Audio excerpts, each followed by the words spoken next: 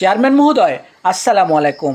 আমি আপনার দৃষ্টি আকর্ষণ করছি, উকিয়া মহিলা কলেজ থেকে শিকদারবিল গয়ালমারা সড়কে এখন নতুন করে আরেকটি গুরুতর দুর্ভোগ তৈরি হয়েছে।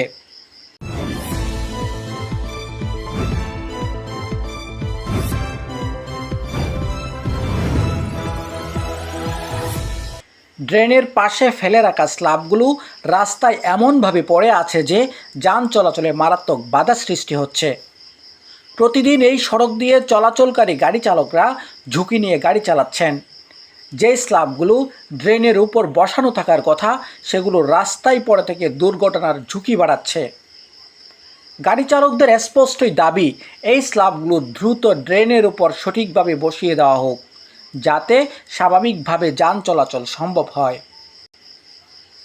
এরপর আসে ড্রেনের মূল সমস্যাটি। ড্রেন পরিষ্কারের নামে যে কার্যক্রম চলছে তা পুরোপুরি অকার্যকর। ড্রেন থেকে তোলা ময়লা পাশেই ফেলে রাখা হচ্ছে। বৃষ্টির পানিতে সেই ময়লা আবার ড্রেনে ফিরে গিয়ে পানি চলাচল বন্ধ করে দিচ্ছে।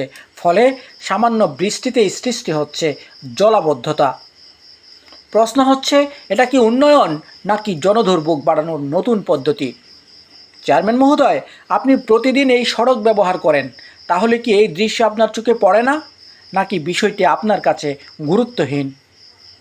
এলাকাবাসীর প্রশ্ন, ড্রেন পরিষ্কারের পর ময়লা সরানো হয় না কেন? স্ল্যাবগুলো ড্রেনের উপর বসানো হয় না কেন? এ দায়সারা কাজের জবাবদিহি কোথায়?